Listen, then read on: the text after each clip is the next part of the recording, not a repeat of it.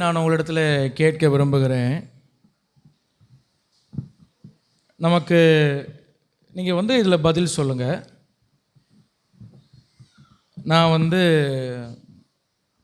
எனக்கு ஏன் இவ்வளோ சோதனை வருது, எனக்கு ஏன் இவ்வளோ பாடுகள் வருது, ஏன் ஆண்டவர் என்னை சோதனைக்கு உட்படுத்துகிறாரு, இல்லை சோதனை என்ன ஆண்டவர் எனக்கு தர்றாரு, இல்லை எதுக்கு ஆண்டவர் இப்படிப்பட்ட சோதனையின் பாதையில் ஆண்டவர் என்னை நடத்துகிறாரு, ஒருவேளை ஆண்டவர் என்னை மறந்துட்டாரா, இல்லை ஆண்டவர் என்னை நேசிக்கலையா, இல்லை நான் எதுலையாவது குறைப்பட்டிருக்கிறேனா, இப்படியெல்லாம் நீங்கள் எத்தனை பேர் யோசிச்சிருக்கீங்க, இல்லை யோசிச்சுட்ருக்கீங்க? உங்கள் வாழ்க்கையில் யோசிச்சிருக்கீங்களா? இது இன்றைக்கி இல்லாட்டாலும் இன்றைக்காவது யோசிச்சிருக்கீங்களா? யோசிச்சிருப்போம், கண்டிப்பாக யோசிச்சிருப்போம். யோசிக்காமல் இருக்க முடியாது. என்றைக்காவது ஒரு நாள் நம்ம என்ன பண்ணுவோம்? யோசிச்சிருப்போம். எதுக்கு ஆண்டவர் சோதனைகளை நமக்கு அனுமதிக்கிறார்? பிரைஸ் தி லார்ட், ஹல்லேலூயா. எதுக்கு அனுமதிக்கணும்? அவர் நமக்காக ரத்தம் சிந்தி நம்மளை மீட்டாச்சு, நம்ம ரட்சிக்கப்பட்டோம், ஆண்டவருக்காக நம்ம வாழ்கிறோம். இப்போ ஏன் ஆண்டவர் நம்ம வாழ்க்கையில் சோதனைகள் அனுமதிக்கிறார்? சில நேரம் நேரடியாக அவரை சோதிக்கிறார், சில நேரங்களில் சோதனைகளை அவர் அனுமதிக்கிறார். நமக்கு மட்டும் இல்லை, பைபிள்லேயே நிறைய பேருக்கு அப்படி நடந்திருக்கு. ஏன் அப்படி ஆண்டவர் செய்கிறார் அப்படின்னு ஒரு கேள்வி நிறைய பேருக்கு வந்திருக்கும். ஒருவேளை அந்த கேள்வியோடு நீங்கள் எங்கே இருக்கிறீங்க, அது எனக்கு தெரியுது. ஆமாம், தெரியுதுன்னா உங்கள் முகத்தை பார்த்து எனக்கு தெரியல, நான் அதை சென்ஸ் பண்ணுறேன். நீங்கள் அப்படி இருக்கீங்க ஆவியில். அதனால் ஆண்டவர் இன்றைக்கி உங்களோடு கூட பேச போகிறார். அப்படிப்பட்ட எண்ணம் இது வரைக்கும் எனக்கு வந்திருக்கு, இல்லை அப்படிப்பட்ட எண்ணத்தோடு நான் வந்தேன் அப்படின்னா இன்றைக்கி செய்தி உங்களுக்கு தான். ஆண்டவர் உங்களோட தான் பேச போகிறார். அல்லேலூயா. சாம் சுந்தரம் ஐயா ஒரு நாள் ஆவடி சபைக்கு, நான் கேட்ட சாட்சி, ஆவடி சபைக்கு ஒரு நாள் ஒரு பிரசங்கத்துக்காக தாமஸ் ஐயா கூப்பிட்டுருந்தாங்க. இவங்க போயிருந்தாங்க, பிரசங்கம் பண்ணி முடித்தாச்சு. பிரசங்கம் முடிஞ்சோடனே ஒரு அம்மா ரொம்ப கோபமாக வந்தாங்க இவர்கிட்ட, சாம் சுந்தரம் ஐயாட்ட. நீங்கள் இன்றைக்கி பிரசங்கத்தில் என்னட்ட நீங்கள் பேசிட்டீங்க, நிறைய பேசிட்டீங்க, எனக்கு தான் நீங்கள் பிரசங்கம் பண்ணிட்டீங்க அப்படின்னு ரொம்ப கோவப்பட்டு அவர்கிட்ட இது பண்ணாங்க. ஆராதனை முடிஞ்சு அவர் மேடையிலேருந்து இறங்கி வர்றார், இப்படி பண்ணுறாங்க. எனக்கிட்ட தான் நீங்கள் பேசிட்டீங்க, எனக்கு தான் நீங்கள் பேசுனீங்க, இன்றைக்கி செய்தியை எனக்காக தான் நீங்கள் ஆயத்தப்படுத்தி எனக்காக தான் நீங்கள் செய்தி பேசிட்டீங்க அப்படி இப்படின்னு ரொம்ப சத்தம் போட்டாங்க. அப்போ இவர் பொறுமையாக கேட்டாராம், நீங்கள் வரும்பொழுது இந்த ஆராதனைக்கு ஜெபம் பண்ணிட்டு வந்தீங்களான்னு கேட்டாராம். வரும்போது ஆராதனைக்கு ஜெபம் பண்ணிட்டு வந்தீங்களான்னு.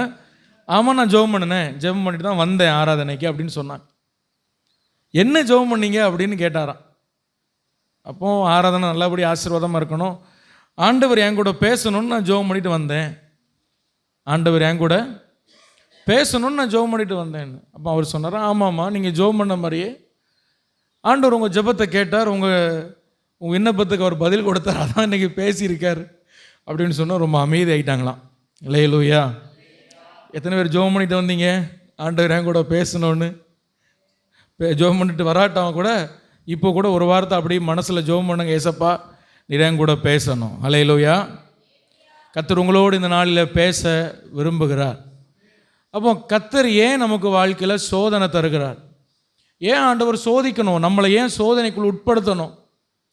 நம்மளை அப்படியே ஃப்ரீயாக அப்படியே நம்மளை பேப்பர் பண்ணி சொல்லுவாங்கள்ல, அது மாதிரி நம்மளை அப்படியே ஒரு குழந்தை மாதிரி நம்மளை நடத்தலாம்ல. ஏன் சில நேரங்களில் நம்மளை கடினமான பாதையில் நம்ம நடத்துகிறார் என்று சொல்லி எத்தனை பேருக்கு அப்படிப்பட்ட கேள்விகள் வந்திருக்கு? உங்கள் கைகளை பார்க்கலாமா? ஹல்லேலூயா. ஒரு ஹல்லேலூயா சொல்லுங்கள். ஹல்லேலூயா. உனக்கெல்லாம் அப்படி இன்னமே வந்தது இல்லையா? இங்கே உட்கார்ந்துருக்கதே ஒரு சோதனை மாதிரி தான் இருக்குது. 1.5 மணி நேரம் இனி எப்படி போக்க? ஹல்லேலூயா. சரி, கர்த்தர் உங்களோடு கூட இன்றைக்கி பேசுவார்.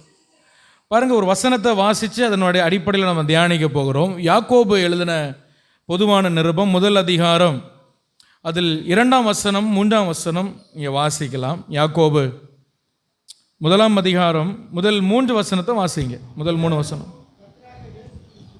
தேவனுக்கும் கர்த்தராகிய இயேசு கிறிஸ்துவும் ஊழியக்காரனாகிய யாக்கோபு,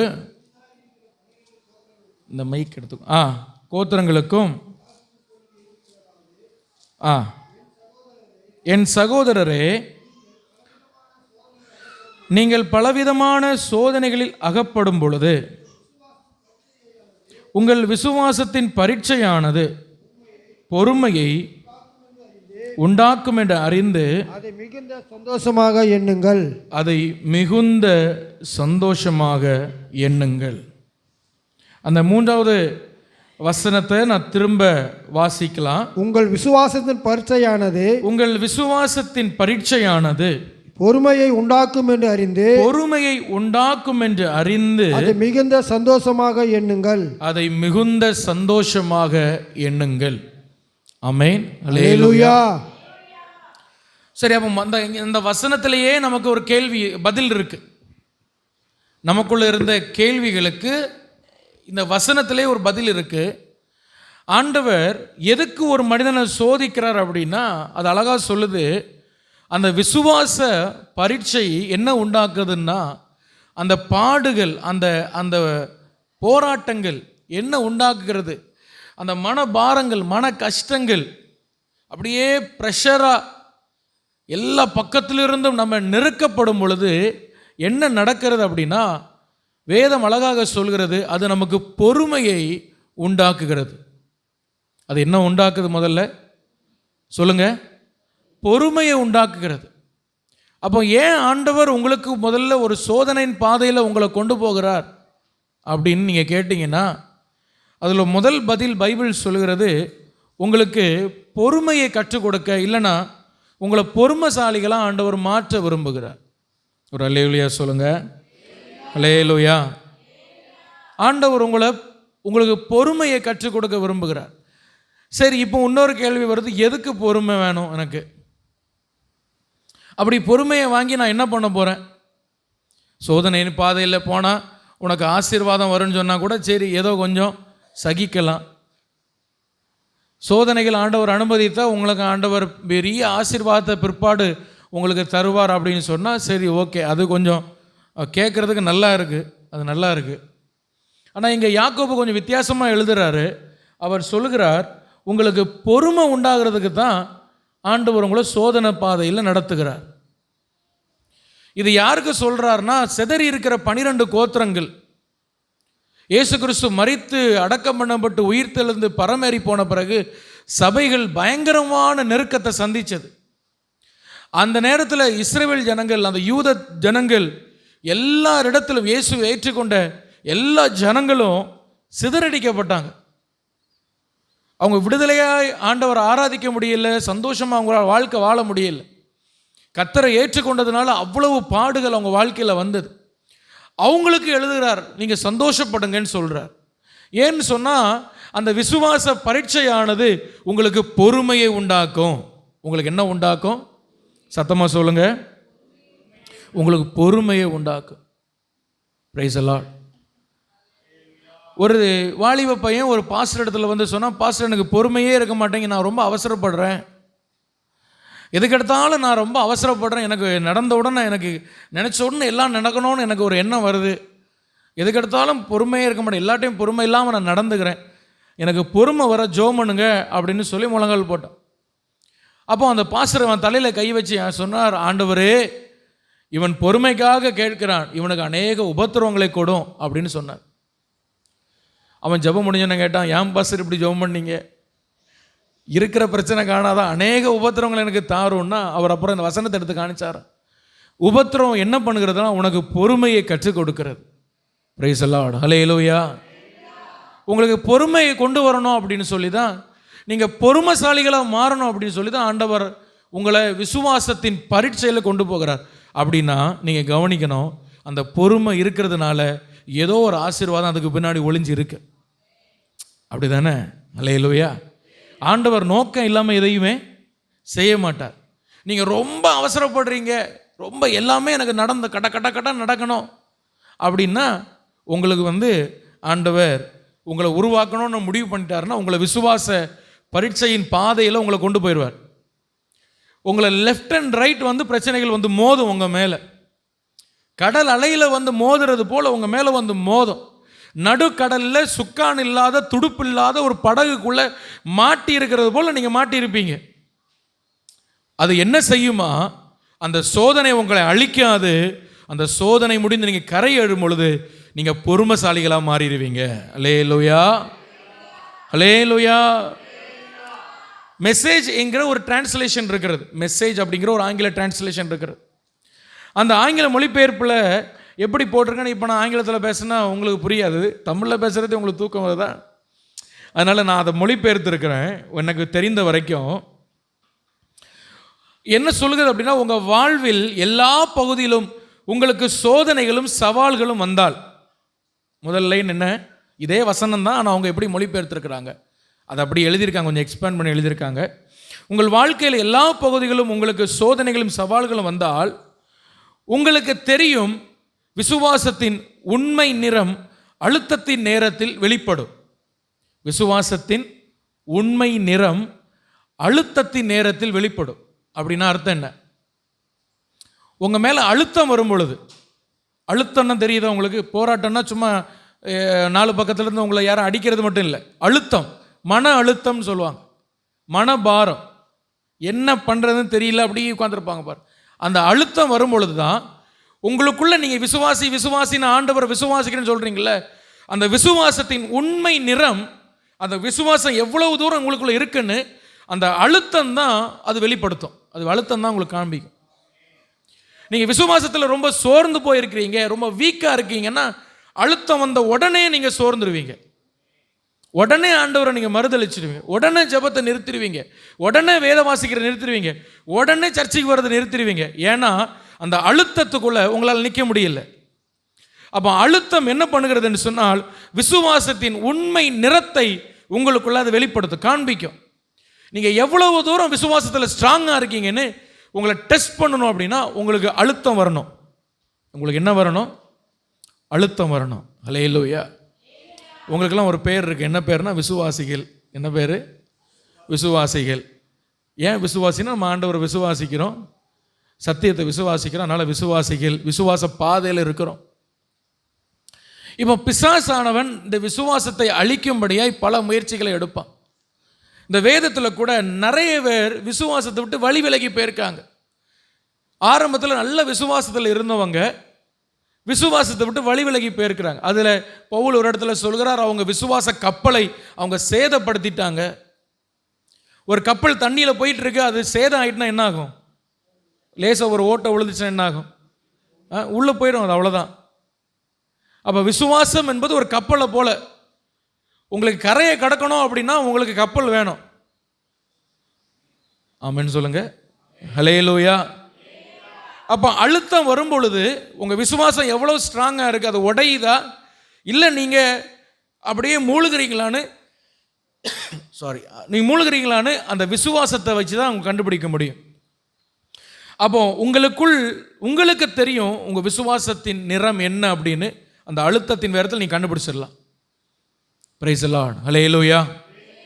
நீங்கள் கண்டுபிடிச்சிடலாம், நீங்களே கண்டுபிடிக்கலாம். நான் இவ்வளோ தூரம் தான் என்னால் விசுவாசிக்க முடியுது, இதுக்கு மேலே என்னால் விசுவாசிக்க முடியலைன்னு நீங்கள் என்ன பண்ணிக்கலாம்? கண்டுபிடிச்சிக்கலாம். Praise the Lord. ஹல்லேலூயா. இயேசு ஒரு ஒரு ஒரு பையனுக்கு பிசாசு விரட்ட வரும்பொழுது இயேசு அந்த பையனுக்கு அப்பா சொல்கிறார், ஆண்டவரே உதவி செய்யும், என் பையனுக்கு பிசாசு போராட்டம்னு சொல்லும் பொழுது ஆண்டவர் சொன்னால், நீ விசுவாசிப்பா, உன் பையனுக்கு சுகம் கிடைக்கும். அப்போ அவன் சொல்கிறான், எனக்கு அந்த அளவுக்கு எனக்கு விசுவாசிக்க முடியல, என் பையனுக்கு சுகம் கிடைக்கும்ங்கிற அளவுக்கு என்னால் விசுவாசிக்க முடியல. அப்போ விசுவாசத்தில் பல அளவுகள் இருக்கிறது. Praise the Lord. ஹல்லேலூயா. விசுவாசத்தில் பல அளவுகள் இருக்குது, ஸ்டெப்ஸ் இருக்குது, ஸ்டேஜஸ் இருக்கிறது. நீங்கள் எந்த ஸ்டேஜில் இருக்கீங்கன்னு உங்கள் ப்ரெஷரில் தெரிஞ்சிடும். உங்கள் ப்ரெஷரில் என்ன பண்ணிடலாம்? அவங்களுக்கு ப்ரெஷர் வரும்பொழுது, மன அழுத்தம் வரும்பொழுது, பாரம் வரும்பொழுது உங்களால் ஜெபிக்க முடியுதா? அப்போ ஓகே, நீங்கள் விசுவாசத்தில் நிற்கிறீங்க. இல்லை முறுமுறுக்கிறீங்களா, ஆண்டவர்கிட்ட கோவப்படுறீங்களா, ஆண்டவர்கிட்ட சண்டை போடுறீங்களா, ஆண்டவர்கிட்ட கேள்வி கேட்குறீங்களான்னு அப்போ நீங்களே சொல்லிக்கணும். அப்போ ஓகே, சம்திங் ராங், நம்ம இன்னும் ஸ்ட்ராங் ஆகணும் அப்படின்னு நீங்கள் உங்களை என்ன செஞ்சுக்கலாம், சொல்லிக்கலாம். அல்லேலூயா, சொல்லிக்கலாம். எனவே அந்த வசனம் என்ன சொல்லுகிறது அப்படின்னா, சகோதரரே, நீங்கள் பலவிதமான சோதனைகளில் அகப்படும் பொழுது உங்கள் விசுவாசத்தின் பரீட்சையை பொறுமையை உண்டாக்கும் என்று அறிந்து அதை என்ன பண்ணுங்கன்னா மிகுந்த சந்தோஷமா எண்ணுங்கள்னு சொல்லுது. அல்லேலூயா. உங்களுக்கு சோதனை வரும்பொழுது சகித்து கொள்ளுங்கன்னு சொல்லலை, அதை சகிக்கிறது மட்டுமல்ல, அது என்ன பண்ணணுமா, மிகுந்த சந்தோஷமா நினைங்கன்னு சொல்லுது. மிகுந்த சந்தோஷமா நீங்க நினைங்க. எனவே ஒரு அழுத்தம் வரும் பொழுது, ஒரு பாரம் வரும் பொழுது, ஒரு போராட்டம் வரும் பொழுது, ஒரு விசுவாச பரீட்சை வரும் பொழுது கவனிங்க, அதிலிருந்து வெளியே வரணும்னு முயற்சி பண்ணக்கூடாது. அதான் அந்த வசனம் சொல்லுது. காலத்துக்கு முன்னே வெளியே வர முயற்சி பண்ணாதீங்க. அந்த அழுத்தம் உங்களுக்கு ஒரு சில காலம் உங்க மேல இருக்கணும்னு தேவ சித்தம். அது காரணம் என்னன்னா, உங்களுக்கு பொறுமை இன்னும் வரல. அல்லேலூயா. ஸோ அழுத்தம் ஆண்டவர் ஏன் உங்க மேல வச்சிருக்கிறார்? காலத்துக்கு முன்னே வெளியே வர முயற்சி பண்ணாதீங்க. ஆண்டவரே, இந்த பிரச்சனை தாங்க முடியல, என்ன வெளியே கொண்டு வர. நோ, உங்களுக்கு இன்னும் பொறுமை வர்ற வரைக்கும் அந்த அழுத்தம் உங்க மேல இருந்து கொண்டே இருக்கும். அதனால அது அழகா மொழிபெயர்த்திருக்காங்க, காலத்துக்கு முன்னே வெளியே வர முயற்சி பண்ணாதீங்க, அது தன் வேலையை செய்யட்டும். அது தன் வேலையை செய்யட்டும். இப்பொழுது கூட இந்த செய்தியை கேட்டுக்கொண்டிருக்கிற நீங்க கூட சொல்லலாம், பாஸ்டர் நீங்க சொல்ற மாதிரியே நான் ஒரு அழுத்தத்துக்குள்ள இருக்கிறேன். இருக்கட்டும், அப்படியே இருங்க, அந்த வேலை நடக்கட்டும். அந்த வேலை நடக்கட்டும், அதை சந்தோஷமா நினைங்க. அல்லேலூயா. எனக்கு மட்டும் ஏன் இவ்வளவு பிரச்சனை? நான் ஆண்டவர் ஆராதிக்க செய்ய, ஆண்டவர் ஆராதிக்காத துன்மார்க்கன் நல்லா தானே இருக்கான். என்னைக்கு ரட்சிக்கப்பட்டு என்னைக்கு ஞானஸ்நானம் எடுத்தானோ அன்னையிலிருந்து ஒரே பிரச்சனை. என்னைக்கு சத்தியத்தின்படி நடக்க நினைக்கிறோம், என்னைக்கு ஜெபிக்க நினைக்கிறோம், கவலைப்படாதீங்க, சந்தோஷமா இருங்க. அது தன் வேலையை செய்யட்டும். கர்த்தருக்கு இடம் கொடுங்க, ஆவியானவருக்கு இடம் கொடுங்க, அது வேலை நடக்கட்டும். உள்ள முடியும் பொழுது அது பொறுமையாய் நீங்க மாறுவீங்க. அல்லேலூயா. பக்கத்தில் பார்த்து கைப்பிடிச்சு சொல்லுங்க, 2 கைப்பிடிச்சு சொல்லுங்க, அவசரப்படாதீங்க, வெளியே வர முயற்சி பண்ணாதீங்க, வேலை நடந்துட்டு இருக்கு. அல்லேலூயா, அல்லேலூயா. ஆண்டவரே, நான் நீ மறந்துட்டீரா? இல்லப்பா, வேலை நடந்துட்டு இருக்கு. என்ன நடக்கு? வேலை நடக்கு. ஒரு வேலை நடக்கு, உங்களுக்குள்ள ஒரு வேலை செஞ்சுக்கிட்டே இருக்கிறார். அப்போ உங்களுக்குள்ள வேலை செய்கிறாருன்னா உங்களை அவர் நேசிக்கிறாருன்னு அர்த்தம். எனவே நீங்க சந்தோஷப்படுங்க. என்ன பண்ணுங்க? சந்தோஷப்படுங்க. எனக்கு நான் மற்றவங்களுக்கு நினைச்ச மாதிரி எனக்கு நான் நடக்க மாட்டேங்க. நான் முன்னாடி ரட்சிக்கப்படும் முன்னாடி நான் நினைச்ச உடனே நடக்கும் பாஸ்டர். இப்போ எவ்வளவு பிளான் பண்ணாலும் நான் நினைக்கிறது அப்படியே ஆப்போசிட்டாக தான் நடக்கு. கர்த்தர் உங்களுக்குள்ள வேலை செய்கிறாரு, அதான் அப்படி நடக்கு. அல்லேலூயா. நீங்கள் சும்மா ஜெபம் பண்ணுறிய, எல்லா சர்ச்சுக்கு வந்து என்ன ஜெபம் பண்ணுறிய? குயவனே குயவனே படைப்பின் காரணமே என் கையில் உம்மளை தருகிறேன் வணைந்து இடம் ஜெபம் பண்ணுறியல்ல. அப்போ ஜெபம் கேட்கப்படணும்ல. அல்லேலூயா. அதனால தான் நீங்கள் ரட்சிக்கப்பட முடியும். நீங்கள் நினச்சதெல்லாம் நடந்தது. இப்போ குயவன் மனைகிறாரு, டைம் ஆகும், கொஞ்சம் என்ன ஆகும்? டைம் ஆகும். எனவே காலத்துக்கு முன்னே வெளியே வரணும், எகிரி வெளியே வரணும் நினைக்காதீங்க. அப்படி வெளியே வந்தீங்கன்னா ஒரு நாளும் உங்களுக்கு பொறுமை வராது. அந்த பொறுமை உங்களுக்கு ஆசீர்வாதத்தை கொண்டும் வராது. வேலை நடக்கட்டு, அதை சந்தோஷமா ஏற்றுக்கொள்ளுங்க. கர்த்தர் என்னை ஒரு குறிப்பிட்ட காலம் வரைக்கும் இந்த அழுத்தத்துக்குள் வைத்திருக்கிறார். நீங்க ஜெபம் பண்ணணும், ஏசப்பா நான் எப்படி ஆகிலும் இந்த அழுத்தத்தை வெற்றியாய் நான் முடித்து கரையேறேன் ஆண்டவரே. அல்லேலூயா. அவசரப்படாதீங்க. அவசரப்பட்டு அதை பண்ணி இதை பண்ணிடலான்னு நினைக்காதீங்க. நோ, பொறுமையாய் காத்துருங்க. அல்லேலூயா. வேலை நடக்கட்டும், வேலை நடக்கட்டும். சரி, இப்போ பொறுமை என்ன செய்யறது அப்படின்னா அடுத்த வசனத்தில் பாருங்க. நீங்கள் ஒன்றிலும், 4ஆம் வசனம், ஒன்றிலும் குறை உள்ளவர்களாய் இராமல் பூரணராயும் நிறைவுள்ளவர்களாயும் இருக்கும்படி பொறுமை பூரண கிரியை செய்ய கடவது. அப்போ பொறுமை உள்ள இருந்து என்ன வேலை பண்ணுது சொல்லுங்க? பூரணமாக ஒரு வேலை நடக்கு. பொறுமை உள்ள இருந்து ஒரு பூரணமாக ஒரு வேலை நடக்கு. என்ன நடக்குன்னா, உங்களை இல்லாதவர்களாய் மாற்றும்படி பொறுமை வேலை செஞ்சுக்கிட்டே இருக்கு. ஹல்லேலூயா. நீங்கள் எல்லா விதத்திலும் பிதாவாகிய தேவனுக்கு முன்பாக போய் நிற்கும் பொழுது குறைவில்லாத, கரையில்லாத, திரையில்லாத மணவாட்டியாய் போய் நிற்கிறதுக்கு இன்னைக்கு பொறுமை உங்களுக்குள்ள வேலை செஞ்சு கொண்டே இருக்கிறது. அந்த பொறுமை என்ன பண்ணுகிறதுன்னு சொன்னால், நீங்கள் குறைவில்லாதவர்களாக இருக்க அது உங்களை பூரணத்துக்கு நேராய் உங்களை உருவாக்கி கொண்டு இருக்கிறது. அல்லேலூயா சொல்லுங்க. அல்லேலூயா. எத்தனை பேருக்கு நான் சொல்கிறது புரியுது? ஆமென் சொல்லுங்க. அல்லேலூயா.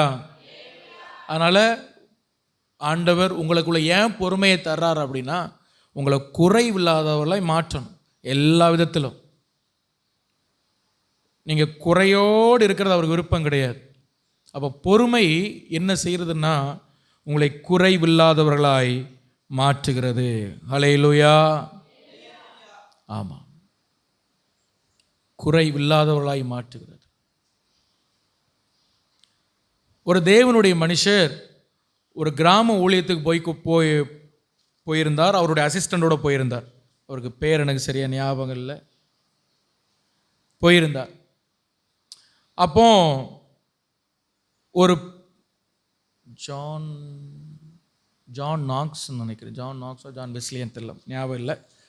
அப்போ அங்கே ஒரு பையனை ஒரு குடிசைக்குள்ளே போகிறாங்க. அங்கே ஒரு பையன் உடம்பு முடியாமல் இருக்கிறான்.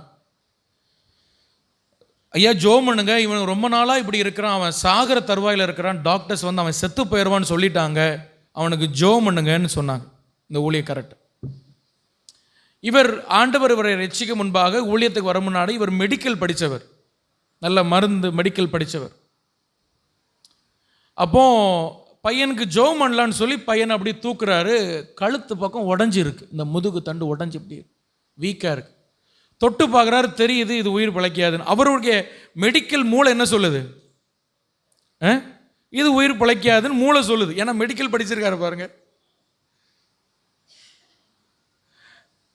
சில நேரங்கள் ஆண்டவர் படிப்பறிவு இல்லாதவர்கள் அதிகமாக பயன்படுத்துவார். ஏன்னா அவங்க தான் கண்மூடித்தனமாக ஆண்டவர் நம்புவாங்க. சில நேரங்கள் நம்ம நிறைய ரொம்ப அது இதுன்னு இப்போ யோசிச்சுட்டு வரோம் பாருங்க, நமக்கு விசுவாசமே இல்லாமல் ஆயிடுது. அவன் பாருங்க இப்படி இப்படி பிடிச்சி பார்க்குறாரு. அது அவனுக்கு தெரியுது இந்த பையன் சீக்கிரத்தில் செத்துருவான். இந்த அவிசுவாசம் இவருக்கு ஜெபம் வர மாட்டேங்குது. இவருக்கு ஜெபம் பண்ண முடியல. பக்கத்தில் அசிஸ்டன்ட் முழங்கால் போட்டு அவர் அனல் பறத்திட்டு இருக்காரு, ஆண்டவரை உயிரை கூட்டம் ஜீவனை கூட்டம். ஏன்னா அவருக்கு இதை பற்றி ஒன்றும் தெரியாது. இவர் தொட்டு பார்த்தே கண்டுபிடிச்சாரு செத்து போவான் பிள்ளைன்னு. சரி, இவனுக்கு விசுவாசத்தை நம்ம கெடுக்கண்டா, இவன் நல்லா ஜோம் பண்ணிட்டு இருக்கான் அப்படின்னு சொல்லிட்டு எல்லாரும் ஜோம் பண்ணிட்டு இருக்கும் பொழுது அசிஸ்டண்ட்டை லேசாக கண்ணை காட்டி நீ ஜோம் பண்ணுன்னு சொல்லிட்டு அப்படியே வெளியே இறங்கி 4 குடிசை தள்ளி அந்த பக்கம் போய் உட்காந்துட்டார். கொஞ்ச நேரத்தில் பிள்ளை செத்து போவான்னு நினச்சிட்டு அப்படியே உட்காந்துருக்காரு. அப்படியே ஒரு 10 நிமிஷம் கழிச்சு அந்த அசிஸ்டன்ட் அந்த பக்கம் வராரு. என்னப்பா என்ன ஆச்சு? என்ன ஆச்சு? ஒன்றும் இல்லை. என்ன ஆச்சு? ஒன்றும் ஆகலை. அந்த பையனுக்கு என்னாச்சு? அவன் என்ன சுகம் ஆயிட்டான். அல்லேலூயா. அவன் என்ன ஆயிட்டான்? அவன் சுகம் ஆயிட்டான், அவன் எழும்பிட்டான். அப்படியே அந்த இடத்துல அழுதாரான், ஆண்டவரே என் விசுவாசத்தை அதிகப்படுத்தான்ப்பா, என் உடன் ஊழியனுக்கு இருக்கிற விசுவாசம் கூட எனக்கு இல்லை ஆண்டவரே, என் விசுவாசத்தை அதிகப்படுத்தும். சில நேரங்கள் ஆண்டவர் உங்களை சில சோதனை பாதையில் போராட்டங்களுக்குள்ள உங்களை கொண்டு போறாருன்னா உங்கள் விசுவாசத்தை அதிகப்படுத்தும்படியாகத்தான். ஹல்லேலூயா. எனவே இந்த காலை வேளையில் உங்களை பார்த்து ஒரு நற்செய்தி, ஒரு வாக்கு தத்துவம் எப்படின்னு எடுத்துக்கோங்க. உங்களை பார்த்து நான் ஒரு வார்த்தை சொல்கிறேன், உங்களுக்குள்ள ஒரு வேலை நடந்து கொண்டு இருக்கிறது. எல்லாரும் ஆண்டவர் மகிமைப்படுத்தும். ஹல்லேலூயா. அப்போ முதல்ல ஏன் ஆண்டவர் சோதனைகளை அனுமதிக்கிறார் அப்படின்னா, பொறுமை எனக்குள் பூரண கிரியை செய்யும்படியாக, நான் ஒரு விசுவாச வீரனாய் மாறும்படியாக, ஆவிக்குரிய வாழ்க்கையில் நல்ல மெச்சூரா நல்ல பக்குவம் உள்ளவனா நான் மாறும்படியாக. Price the Lord. ஹல்லேலூயா. இப்போவுமே குழந்தை போல இருக்கிறது இல்லை. சில பேர் பாருங்க, நீங்கள் ரட்சிக்கப்பட்ட புதுசில் நீங்கள் என்ன ஜெபம் பண்ணாலும் நடக்கும். அப்படி அனுபவிச்சிருக்கீங்களா யாராவது? நீங்கள் ரட்சிக்கப்பட்ட புதுசில் நீங்கள் என்ன ஜெபம் பண்ணாலும் நடக்கும். நீங்கள் கேட்டவுடன் நடக்கும். உங்களுக்கே ஐயோ கையங்காலம் ஓடாது. ஆனால் நாட்கள் போகும்போது அப்படி நடக்காது. அப்போ நீங்கள் என்ன நினைப்பீங்கன்னா, நான் சரியில்லை போல அப்படின்னு நினைப்பேன். ஆனால் அப்படி கிடையாது. நீங்கள் வளரணும்னு அவர் விரும்புகிறார். ஒரு சின்ன குழந்தைங்க அழுத உடனே அங்கே அம்மா என்ன செய்வாங்க, ஒரு பாலையோ ஒரு இதையோ எடுத்து டப்புன்னு அடைப்பாங்க. ஏன்னா அது என்னது, குழந்தை. அதுக்கு சொன்னால் புரியுமா? டைம் ஆகலை, அது ஆகலை, அதெல்லாம் ஒன்றும் புரியாது. கேட்ட உடனே கிடைக்கும், கேட்ட உடனே கிடைக்கும். ஆனால் ஒரு பையன் வளர்ந்து வர்றான், கேட்டவுடனே எல்லாம் கொடுப்பாங்களா? இல்லை. அந்தந்த வயசில் அந்தந்த பக்குவத்தை பார்ப்பாங்க. அதுபோல் கர்த்தரும் நீங்கள் ரட்சிக்கப்பட்ட புதுசில் நீங்கள் குழந்தைகளாக இருந்தனால நீங்கள் கேட்டவுடனே எல்லாம் தந்தார். ஆனால் இப்போ நீங்கள் பக்குவம் உள்ளவர்களாய் மாறணும். சொல்லுங்கள், நீங்கள் எப்படி உள்ளவர்களாய் மாறணும்? ஆவிக்குரிய வாழ்க்கையில் நீங்கள் மெச்சூரிட்டி ஆகணும், வளரணும். எனவே உங்களை வளர்த்து கொண்டு வரத்தான் ஆண்டவர் உங்களை சில இடத்துல பொறுமையாக உங்களை காக்க வைக்கிறாரு. உங்கள் ஜெபங்களுக்கு இன்னும் பதில் தரமா இருக்கிறாரு. தவிர உங்களை நேசிக்காதனால அல்ல, உங்களை வெறுத்ததுனால அல்ல, உங்களுக்குள்ள ஒரு வேலை நடக்கும்படியா அவர் காத்திருக்கிறார். ஆவியானவர் உங்களுக்குள்ள சில கிரியை செய்து கொண்டிருக்கிறார். அதுதான் காரணம். அதனால அதை தவிர உங்களை இது வெறுத்துட்டாரு அப்படிலாம் கிடையாது. நீங்க பக்குவம் உள்ளவர்களாய் மாறணும். ஹல்லேலூயா. நீங்க வளர்ந்து கொண்டு இருக்கிறீங்க. பாஸ்டர் அவங்க சாட்சி சொன்னாங்க, அவங்க ஜெபம் பண்ணோன்னு நடந்துட்டு, ஆனால் நான் ஜெபம் பண்ணுறேன் நடக்கலை. அப்போ ஒன்றும் இல்லை, ஒன்றும் பயப்படாதீங்க, உள்ள வேலை நடந்துட்டு இருக்கு. ஆமென் சொல்லுங்க. ஆண்டவர் உங்களை ஒரு குறிப்பிட்ட காலம் வரைக்கும் அந்த ப்ரெஷருக்குள்ளே உங்களை வச்சு வெளியே கொண்டு வரும்பொழுது நீங்கள் பக்குவமாக மாறிடுவீங்க, நீங்கள் வெற்றியாக மாறிடுவீங்க. அதுக்காகத்தான் உங்களை வேற ஒன்றும் நீங்கள் பயப்படாதீங்க. அப்படி பயந்து வந்திருந்தீங்கன்னா, நான் ஜெபம் பண்ணுறலாம் ஆண்டவர் ஏன் கேட்க மாட்டேங்காருன்னா, அப்படி நீங்கள் வந்திருக்கீங்க ஒரு சிலருங்க. அதனால தான் ஆண்டவர் உங்கள்கிட்ட பேசுகிறார். நீங்கள் விசுவாச வீரர்களாய் மாறும்படியாக. ஹல்லேலூயா. நீங்கள் விசுவாச வீரர்களாய் மாறும்படியாக. நீங்கள் விசுவாசிகள் மட்டுமல்ல, விசுவாச வீரர்களாக மாறணும். என்ன நடந்தாலும், ஹல்லேலூயா, என்ன ஆனாலும், என்ன ஆனாலும், பவுல் சொல்றார், மரணமே ஆனாலும் கிறிஸ்துவின் அன்பை விட்டு என்னை பிரிப்பவன் யார்? தேவதூதர்களானாலும் கிறிஸ்துவின் அன்பை விட்டு என்னை பிரிப்பவன் யார்? ஒரு தேவதூதனே எனக்கு முன்னாடி வந்து நின்று ஏசு உன்னை நேசிக்கலன்னு சொன்னாலும் போ பொல்லாதாவின்னு நான் சொல்லுவேன். ஏன்னா எனக்கு தெரியும் கர்த்தர் எவ்வளவு நேசிக்கிறார். அதான் விசுவாசம். ஆமென். ஹல்லேலூயா. தேவதூதர்களானாலும் அதிகாரம் ஆனாலும் மரணமே ஆனாலும் கிறிஸ்துவின் அன்பை விட்டு என்னை பிரிப்பவன். ஆனால் அதனால சந்தோஷமா இருங்க. சோதனை பாதையில் எப்படி இருங்க? கர்த்தருக்குள் சந்தோஷமா இருங்க. உங்களுக்குள்ள ஒரு மகிழ்ச்சி இருந்துகிட்டே இருக்கட்டும். அந்த சந்தோஷம் என்பது ஆவியின் கனிகளில் ஒன்று. ஹல்லேலூயா. சந்தோஷமா இருங்க. ஏன்னா நீங்க குறைவில்லாதவர்களாக மாற போறீங்க. உங்களை குறைவில்லாதவர்களாய் மாற்றும்படியாய் ஆண்டவர் ஒரு வேலையை உங்களுக்குள்ளே செய்து கொண்டே இருக்கிறார். எல்லாரும் ஆண்டவர் மகிமைப்படுத்துவோம். ஹல்லேலூயா. எல்லாரும் ஏசப்பாவுக்கு ஒரு கைத்தட்டு கொடுக்கலாமா? ஆவியானவர்.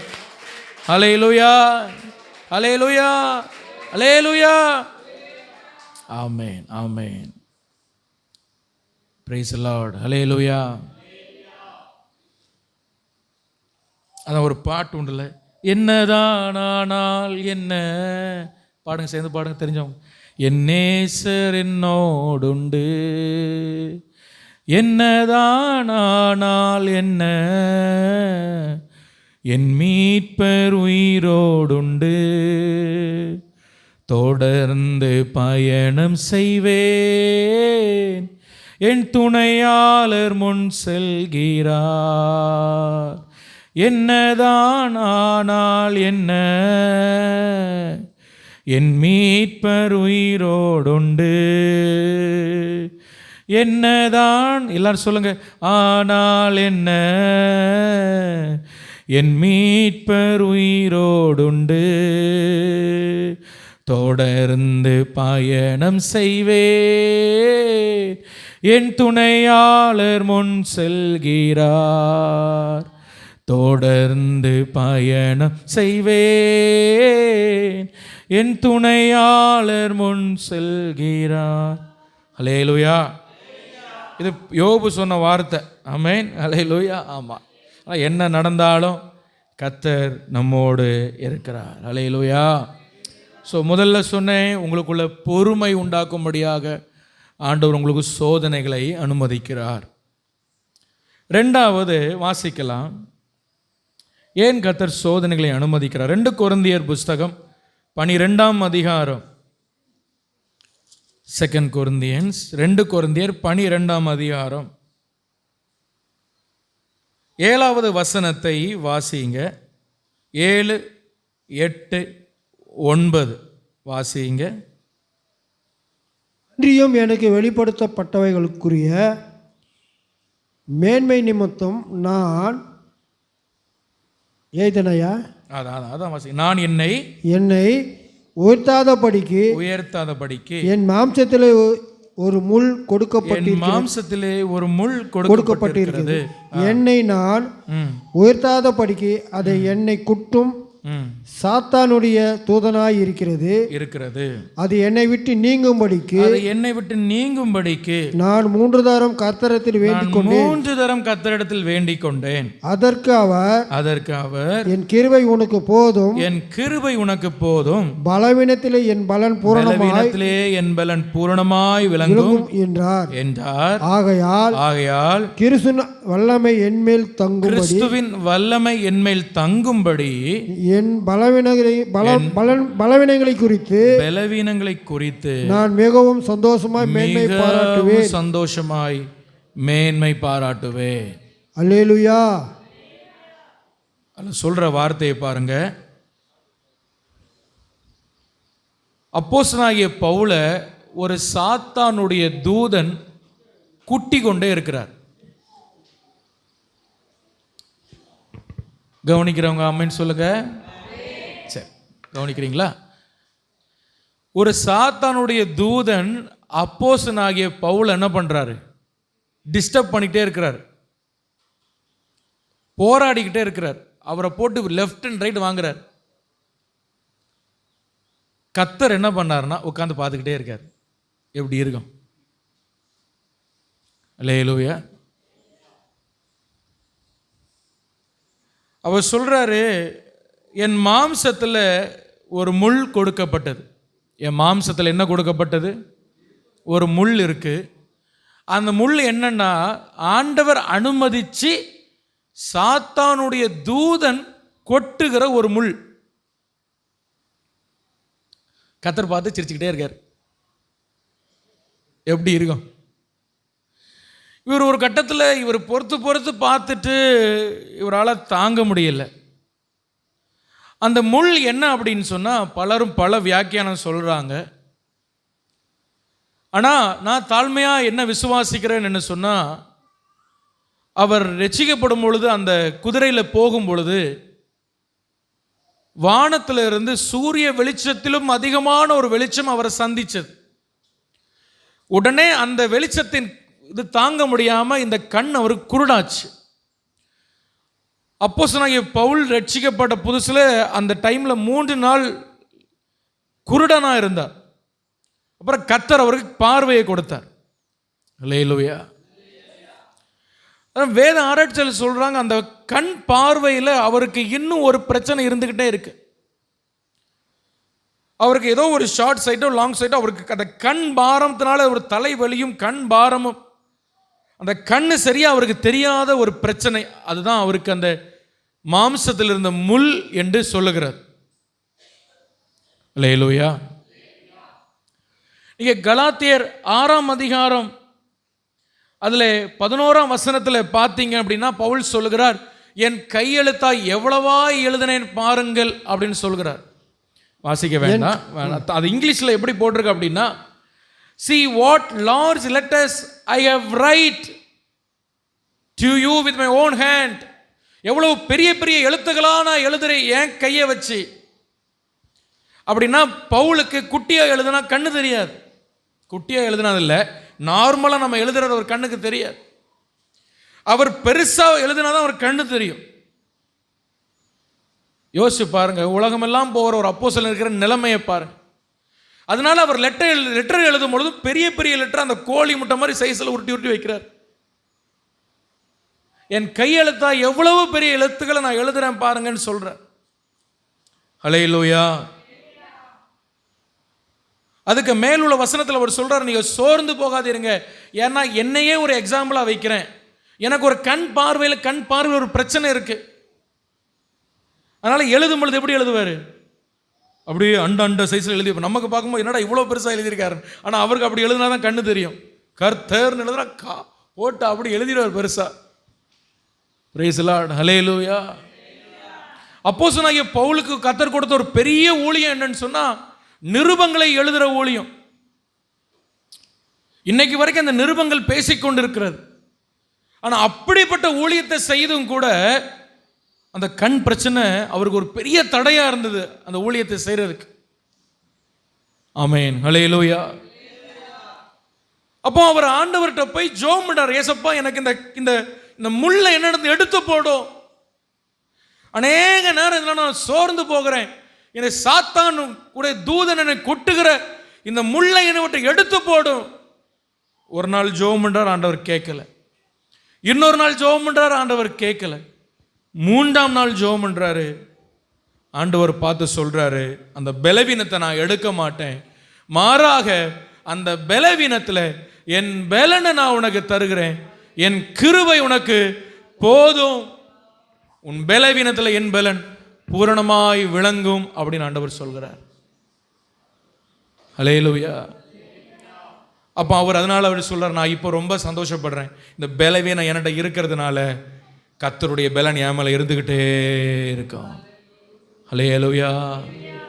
இந்த பலவீனம் என் மேல இருக்கிற வரைக்கும் கர்த்தருடைய பலன் என் மேல இருந்துகிட்டே இருக்கும். அதனால நான் ரொம்ப சந்தோஷப்படுறேன்.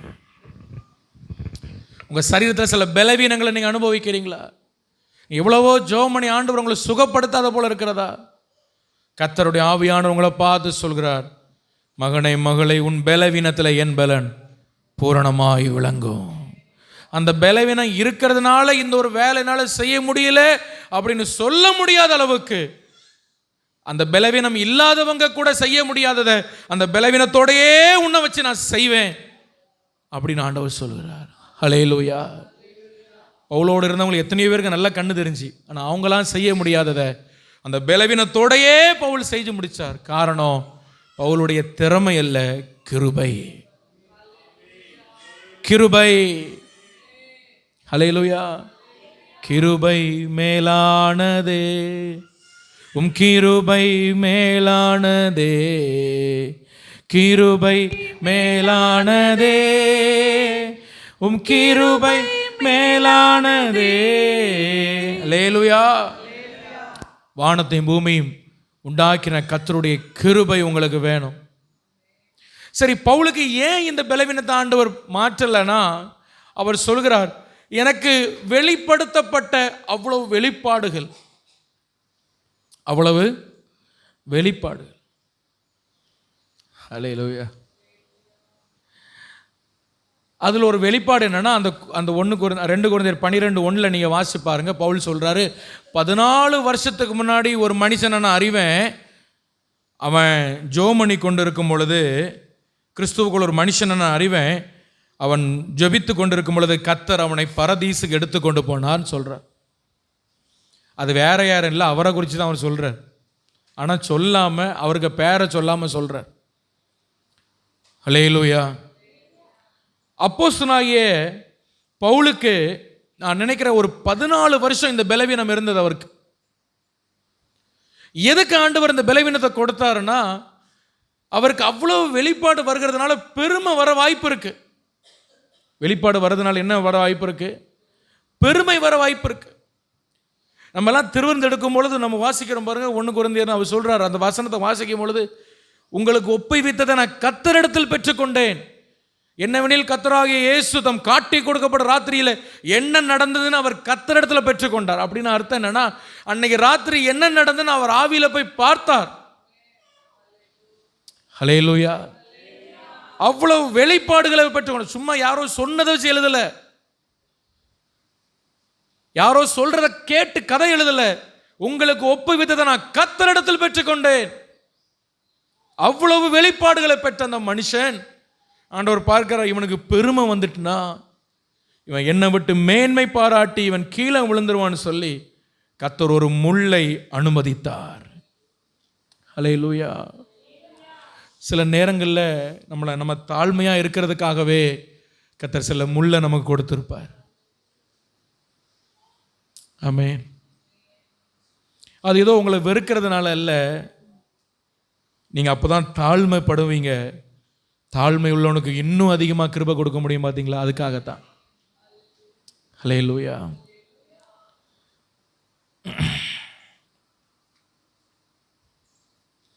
பெரிய பெரிய வெளிப்பாடுகளை பெற்ற ஒரு மனுஷன், அவர் போய் நின்னா பிசாசு என்ன செய்யும்? ஓடும். ஹல்லேலூயா. வியாதி குணமாகும், செத்த பிரேதத்தை எழுப்பிடுவார். ஆனால் இவரை ஒரு பிசாசுடைய ஒரு சாத்தானுடைய தூதன் இவரை கொட்டிக்கிட்டே இருக்கிறார். எப்படி இருக்கும் யோசிச்சு பாருங்க.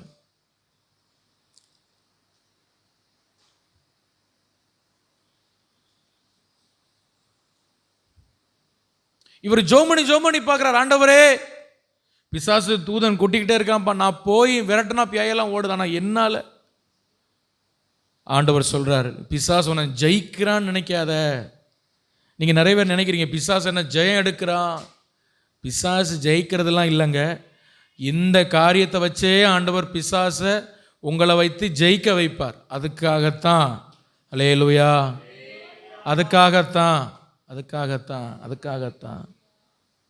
என் ஜெபம் எல்லாம் கேட்கல, பிசாசு ஜெயம் எடுக்கிறது போல இருக்குப்பா சார். ஒன்றும் இல்லை, ஒன்றும் பயப்படாதீங்க. ஜெபங்கள் வைத்து ஆமென் சோத்திரம். இந்த பிரச்சனையை வச்சு தான் நீங்கள் பிசாசை ஜெயம் எடுக்க போறீங்க. இந்த சூழ்நிலை வழியாக தான் நீங்கள் பிசாசை ஜெயம் எடுக்க போறீங்க. ஹல்லேலூயா. புலம்பல் 3ஆம் அதிகாரம் 31, 32, 33. யாராவது ஒரு வேகமாக வாசிங்க. புலம்பலின் புஸ்தகம் 3ஆம் அதிகாரம் 31, 32, 33.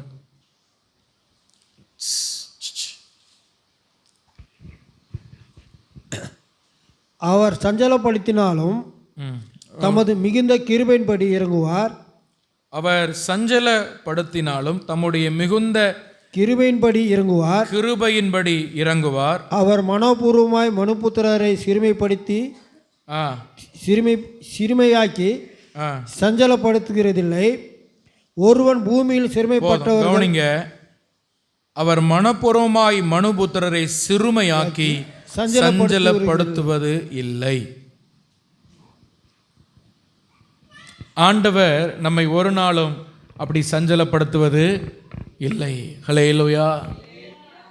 எனவே நம்ம எல்லாரும் ஒரு ஜெபம் பண்ணணும். என்ன ஜெபம் பண்ணணும் தெரியுமா? ஆண்டவரே, எனக்கு இந்த பிரஷர், இந்த போராட்டம், இந்த சாத்தானுடைய தூதன் என்னை கொட்டுவது உமக்கு சித்தமானால். ஹல்லேலூயா. அது கர்த்தர் எனக்கு கொடுத்த, நாம் பானம் பண்ணும்படியாய் கர்த்தர் எனக்கு கொடுத்த ஒரு பாத்திரம். அது உமக்கு சித்தமானால் அப்படியே இருக்கட்டும். ஆனால் என் பலவீனத்தில் உங்கள் பலன் பூரணமாய் விளங்கணும். என்னை வல்லமையுடையவனாய் நீ மாற்றணும். ஹல்லேலூயா. அப்போ கர்த்தர் ஏன் சோதனைகள் உங்களை அனுமதிக்கிறார் தெரியுமா? உங்கள் மேல் அவருடைய வல்லமையை தங்க பண்ணும்படியாகத்தான். அதான் 2வது காரியம். உங்கள் மேல் அவருடைய வல்லமையை வைக்கணும். அதுக்கு தேவை ஒரு தாழ்மை. அந்த தாழ்மையை கொண்டு வரதான் கர்த்தர் சில நேரங்களில் சாத்தானுடைய தூதனை வச்சு உங்களை கொட்டுறது மாதிரி சில போராட்டங்களை நீங்கள் சந்திக்கிறீங்க. கர்த்தருடைய வல்லமை உங்கள் மேல் தங்கும்படியாக. அதனால சந்தோஷமாக எண்ணுங்கள். இயேசு பேதுருவை பார்த்து சொன்னார், யோவான் 18:11, பிதா எனக்கு கொடுத்த பாத்திரத்தில் நான் பானம் பண்ணாதிருப்பேனோ. கர்த்தர் நான் இப்படி தான் போகணும்னு என்னை அனுமதிச்சிருக்கிறார். இப்படி தான் போவேன். Praise the Lord. ஹல்லேலூயா. கவனிங்க, இயேசுவை அரெஸ்ட் பண்ணுறதுக்கு அந்த பிரதான ஆசாரியர் கூட்டங்கள்லாம் வந்தாச்சு. இப்போ பேதுரு ஒரு பயங்கர ஃபோர்ஸ் எடுத்து ஓடி போய் ஒருத்தனுக்கு காதை என்ன பண்ணிட்டான். அவனுக்கு பேர் கூட போட்டிருக்கு மல்குஸ். அவன் காதை வெட்டி எடுத்துட்டான். ஒரு தேவ மனுஷர் சொன்னால் கழுத்துக்கு ஏம் பண்ணால் அது எங்கே போயிட்டு? காதுக்கு போயிட்டு. வெட்டி எடுத்தாச்சு. உடனே ஆண்டவர் அவனை பிடிச்சி சொல்கிறாரு, பட்டயத்தை உன் உரையில் போடு, இந்த பாத்திரத்தில் பானம் பண்ணோம், அது பிதாவுடைய சித்தம். ஆனால் விஷயம் என்னன்னா, ஆவியில் 75,000 தூதர்கள் இயேசுடைய ஒரே ஒரு ஜெபத்துக்காக வெயிட் பண்ணிட்டு இருக்கிறாங்க. 75,000 ஏஞ்சல்ஸ். இயேசு அதை சொல்கிறார், நான் இப்போ பிதாவை வேண்டினால் 12 லேகியோன்களை அவர் அனுப்ப மாட்டாரா அப்படின்னு ஆண்டவர் பேதுருட்ட கேட்குறார். அப்படின்னா அவர் அந்த நேரத்தில், பிதாவே என்னை காப்பாற்றுன்னு சொல்லி வாய மூடுறதுக்குள்ள அவ்வளோ பிரதான ஆசாரியர் தூதர்கள் வந்து சங்கரிச்சிருப்பான். ஆனால் அவர் அந்த ஜெபத்தை செய்யலை. ஹல்லேலூயா, ஹல்லேலூயா. அதான் அந்த பிரதான ஆசாரியர் நினைக்கிறாங்க, இயேசு கூட என்ன ஒரு 12 பேர் நிற்பாங்க, அவ்வளோதானே. அதில் ஒருத்தர் நம்ம கூட வந்துட்டான், 11 பேர் தான் நிற்பாங்க. இல்லை, 75,000 தூதர்கள். ஆனாலும் அவர் அவரோட அந்த பாத்திரத்தில் பானம் பண்ணுறது அவருக்கு சித்தம்னு சொல்லி அப்படியே ஆண்டவருக்கு ஒப்பு கொடுத்தார். அதனால் பவுல் ஜபித்தது போல அல்ல, இயேசு அதை விட மேன்மையான ஜபத்தை செய்கிறார். இந்த பாத்திரத்தில் நான் பானம் பண்ணுறது உமக்கு சித்தமானா நான் இதை பானம் பண்ணுறேன் ஆண்டவரே அப்படின்னு அவரையே ஆண்டவர்கிட்ட அப்படி பிதாவிடத்தில் தன்னை ஒப்பு கொடுத்தார். இந்த காலை வேளையில் நீங்கள் போய்கொண்டிருக்கிற இந்த சாத்தானுடைய தூதன் கொட்டுகிற அந்த சூழ்நிலையில் கர்த்தரிடத்தில் உங்களை அப்படியே ஒப்பு கொடுங்க. கர்த்தருடைய வல்லமை உங்கள் மேல் தங்கி இருப்பதை நீங்கள் பார்ப்பீங்க. எல்லா ஆண்டவரை மகிமைப்படுத்துவோம். ஹல்லேலூயா, ஹல்லேலூயா. கர்த்தருடைய வல்லமை உங்கள் மேல் தங்கி இருப்பதை நீங்கள் பார்ப்பீங்க. சந்தோஷமுள்ள கைத்தட்டி ஆண்டவரை மகிமைப்படுத்துங்க பார்ப்போம். ஓ ஹல்லேலூயா, ஹல்லேலூயா, ஹல்லேலூயா. ஆமாம், கர்த்தர் உங்களை நடத்துவார். மூன்றாவதாக வெளிப்படுத்தல் 2ஆம் அதிகாரம் 10ஆம் வசனத்தை வாசிக்கலாம். வெளிப்படுத்தல் புஸ்தகம் 2ஆம் அதிகாரம் 10ஆம் வசனம்.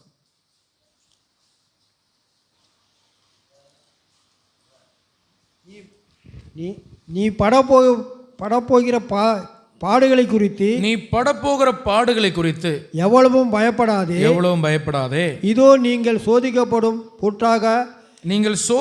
பொருட்டாக பிசாசானவன் உங்களில் சிலரை காவலில் போடுவான். 10 நாள் உபத்திரவப்படுவீர்கள். ஆகிலும் நீங்கள் மரண பரியந்தம் உண்மையாயிரு. அப்போது ஜீவ கிரீடத்தை உனக்கு தருவேன். அல்லேலூயா. இந்த வார்த்தை வந்து யாருக்கு சொன்னதுன்னா, சிமர்னா அப்படிங்கிற ஒரு சர்ச்சுக்கு ஆண்டவர் பேசுறாரு.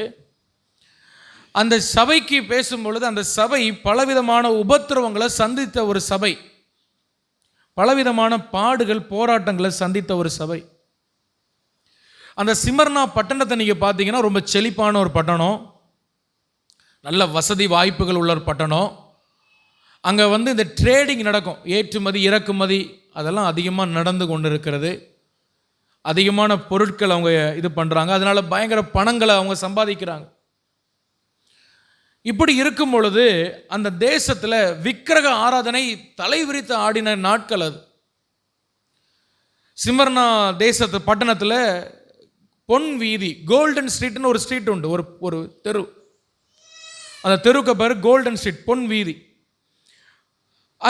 அந்த தெருக்குள்ள மட்டுமே சிபிலி, அப்போலோ, அஸ்கபிலோஸ், ஆஃப்ரோடைட், ஜெஸ் என்று சொல்லப்படுகிற 5 பெரிய விக்கிரக கோயில் இருக்கும் அந்த ஒரு தெருக்குள்ளேயே.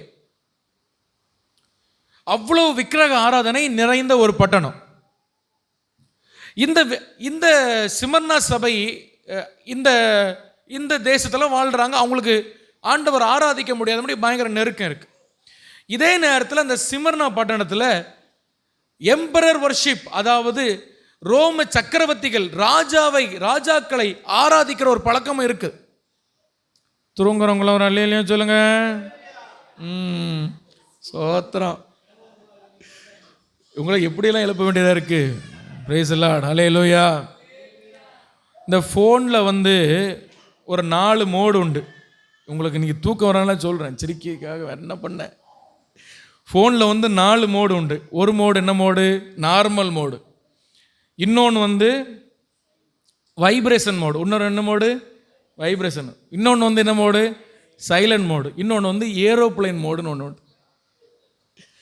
இந்த நார்மல் மோடில் நீங்கள் பார்த்தீங்கன்னா சும்மா எதுக்கு எடுத்தாலும் வாட்ஸ்அப்பில் மெசேஜ் வரண்டா கிளங்கன்னு அடிக்கும், ஒரு மெசேஜ் பண்ணால் கிளிங்கன்னு அடிக்கும், ஒரு கால் வந்தால் கேமான்னு கிடந்து கத்திக்கிட்டே கிடக்கும். அது என்ன மோடு? Normal mode. அப்போ நீங்களாம் என்ன மோடில் இருக்கணும்? நார்மல் மோடில் இருக்கணும். நார்மல் மோடுனா எப்படி இருக்கும்? என்ன சொன்னாலும் அல்லேலூயா வரும், என்ன சொன்னாலும் ஆமேன் வரும், அப்படி சத்தம் வந்துக்கிட்டே இருக்கும். Praise the lord, hallelujah. அப்போ நீங்கள் என்ன மோடில் இருக்கணும்? Normal mode. அப்படி சத்தம் வந்துக்கிட்டே இருக்கணும். சிலவங்க வந்து அப்படியே ஒரு வைப்ரேஷன் மோடில் இருப்பாங்க. சத்தம் ரொம்ப போட மாட்டாங்க, ஆனால் உள்ள ஒரு உணர்வு இருந்துக்கிட்டே இருக்கும். அப்படி வைப்ரேட், ஆண்டவர் என்கிட்ட பேசுகிறாரு, கர்த்தர் என்கிட்ட பேசுகிறாரு அப்படின்னு ஒரு வைப்ரேஷன் என்ன செய்யும்? அது கூட நல்லது தான். ஆனால் அது நல்லதுன்னு சொல்கிறத விட நார்மல் மோடு தான் பெஸ்ட்டு. ஆனால் அப்படி இருக்கும். சிலவங்க சைலண்ட் மோடு. அப்போ தான் புதுசாக சர்ச்சுக்கு வந்திருப்பாங்க பாருங்கள், அப்படி உட்காந்து கேட்டுக்கிட்டே இருப்பாங்க. பரவாயில்ல, நல்லா இருக்கே, இப்படியெல்லாம் வசனம் இருக்கா, அப்படி யோசனை, பெரிய அளவில் உணர்வுலாம் இருக்காது. ஆனால் அப்படியே அதை செய்தியை ஆண்டவர் அப்படி ரசிச்சுட்டே இருப்பாங்க. இது வரைக்கும் பரவாயில்ல. சிலது இந்த ஏரோப்ளைன் மோடுன்னு இருக்குது பாருங்கள், என்ன மெசேஜ் வந்தாலும் என்ன சவுண்டு போடும், சவுண்டே வராது, அப்படி இருக்கும். செய்தி ஆரம்பிக்கும் போது கண்ணை மூடுறது தான், அப்படி முடித்த பிறகு அந்த ஃப்ளைட் வந்து இறங்கும். அல்லேலூயா. அதனால் ஏரோப்ளைன் மோடுக்கு போனவங்க வந்துருங்க, நார்மல் மோடுக்கு வந்துருங்க. அல்லேலூயா. அப்பப்போ சத்தம் வரும், ஆமேன் வரணும், கை தட்டணும், நீங்களே கை தட்டணும், நீங்களே ஸ்தோத்திரம் சொல்லணும், நீங்களே ஆமேன் சொல்லணும், நீங்கள் அல்லேலூயா சொல்லுங்கன்னு நான் சொல்லிட்டு இருக்கக்கூடாது. சரி, செய்தி எல்லாரும் கவனிக்கலாம். யாரோ கூப்பிட்றாங்க மாவனே, யாரோ உன்னை தேடி வந்திருக்காங்க. இப்போ இந்த சிமர்னா பட்டணத்தில் ஒரு பழக்கம் இருந்தது. என்னன்னா, ரோம சக்கரவர்த்திகளை ஆராதிக்கிற பழக்கம். என்ன பழக்கம் சொல்லுங்க? ரோம ஆளுகை பண்ணுவாங்கல்ல, ராஜாக்கள், சக்கரவர்த்திகள், இவங்கள வர்ஷிப் பண்ணுற பழக்கம். கவனிங்க, என்ன பழக்கம்? சத்தமாக சொல்லுங்க. ரோம ராஜாக்களை, சக்கரவர்த்திகளை வர்ஷிப் பண்ணுற ஒரு பழக்கம். எம்பரர் டைபீரியஸ் சீசர் அப்படின்னு சொல்கிற ஒருத்தருக்கு இந்த முதல் கோயில் வந்து இந்த சிமர்னால தான் கட்டினாங்க. ஒரு கோயிலே கட்டிட்டாங்க. நல்லா கவனி. இவங்க என்ன செய்வாங்கன்னா, அந்த சிலை இருக்கும் பாருங்கள், அந்த எம்பரர் ராஜாவுடைய சிலை இருக்கும் பாருங்கள், அது பக்கத்தில் ஒரு தூப பீடம் ஒன்று வச்சுருப்பாங்க, ஒரு சின்னதாண்டு. அப்படி போட்டோன்னா, சாம்பிராணி போட்டோன்னு புகை வரும்ல, அந்த மாதிரி ஒன்று வச்சுருப்பாங்க. இவங்க பக்கத்தில் போய் ஒரு பிஞ்சு உப்பு எடுப்போம்ல, ஒரு சால்ட் அப்படி சின்னதாக எடுப்போம்ல, அந்த மாதிரி ஒரு இன்சென்ஸ், அது என்ன சொல்லுவாங்க தமிழில், வாசனை திரவியம் சொல்கிற இந்த இது என்னது, அது என்ன, சாம்பிராணி மாதிரி ஒன்று எடுத்து, அது மாதிரி ஒன்று எடுத்து அப்படி போடுவாங்க. போட்டு சீசர் வாழ்கன்னு சொல்லணும். இது அவங்களுக்கு இருந்த பழக்கம். அல்லேலூயா. சீசர் வாழ்க அப்படின்னு சொல்லி அவரை வணங்கிட்டு போனோம். இப்படி வணங்கணும்னு சொல்லி அந்த தேசத்தில் இருக்க எல்லாரையும் போட்டு கஷ்டப்படுத்தினாங்க. கிறிஸ்தவனா இருக்கிறியா, உனக்கு சர்ச்சைக்கு போகணுமா, முதல்ல எங்கே வரணும்? தெருவுக்கு வந்து அந்த சால்ட், அந்த உப்பு அப்படி போட்டு சீசர் வாழ்கன்னு சொல்லிட்டு நீ எங்கேனாலும் போ, பிரச்சனை கிடையாது. ஆனால் முதல்ல யாரை வணங்கணும்? இந்த ரோம சக்கரவர்த்தியை வணங்கணும். இப்படி ஒரு கடுமையான, அவங்க விக்கிரகத்தை விட இதுதான் பயங்கரமாக வச்சுருந்தாங்க. இப்படி ஒரு பழக்கம் இருந்தது. அப்போ ரட்சிக்கப்பட்ட கிறிஸ்தவர்கள் வந்து ரொம்ப வைராக்கியமாக இருந்தாங்க. அப்படியெல்லாம் ஒரு மனுஷனை நாங்கள் ஆராதிக்க முடியாது, நாங்கள் ஜீவனுள்ள தேவனை நாங்கள் ஆராதிப்போம். அல்லேலூயா. எங்கள் வாயிலிருந்து கர்த்தரை தவிர வேற எந்த மனுஷனை துதிக்கிற துதி வரவே வராது அப்படின்னு இவங்க ரொம்ப தைரியமாக இருந்தாங்க பாருங்க. இந்த ரோமர்கள் இவங்களை போட்டச்சு எடுத்தாங்க, இந்த சிமர்னா பட்டணத்தில் இருக்கிற இந்த ஆதி சபை கிறிஸ்தவர்களை. அல்லேலூயா. அதனால அவங்க பிடிச்சி ஜெயிலில் போடுறதும் அடிக்கிறதும். நீ சர்ச்சைக்கு போவேன்னு நான் சொல்லலையே, நீ சீசர் வாழ்கன்னு சொல்லிட்டு சர்ச்சைக்கு போ, அதுதான் நான் கேட்குறோன்னா. இவங்க அதை கூட செய்ய மாட்டோம், அப்படிலாம் நாங்கள் செய்ய மாட்டோம். எங்கள் உயிரே போனாலும் எந்த மனுஷனுக்கு முன்பாக நாங்கள் தலை வணங்க மாட்டோம், நாங்கள் ஜீவனுள்ள தேவனை ஆராதிக்கிறோம். இப்படி ஒரு வைராக்கியமாக நீங்கள் மாறணும். அல்லேலூயா, அல்லேலூயா. அப்படி தான் நீங்கள் இருக்கிறீங்கன்னு நம்புகிறேன். அப்படி தானே இருக்கிறீங்க. சிலவங்க அப்படி அங்கே போனால் அங்கே இங்கே அப்படி இல்லை, பொதுவாக சொல்கிறேன். சில கிறிஸ்தவரை நான் பார்க்குறேன், எல்லா கோயிலுக்கும் போயிடுவாங்க. சொல்லுவாங்க எம்மதம் எங்களுக்கு சம்மதம். நீ ஒரு சைடும் நீ விளங்க மாட்ட. ஒன்று ஏதாவது ஒரு ஆற்றுல கால வைக்கணும், ஒன்று என்னங்க பண்ணோம், சேத்துல ரெண்டு பக்கமும் கால் நாங்கள் அங்கேயும் போய்கிடுவோம், இங்கேயும் போயிடுவோம். அல்லாஹ் அக்பர்னு அங்கேயும் நாங்கள் போய்கிடுவோம், எல்லா இடத்துலையும் நாங்கள் போய்கிடுவோம்.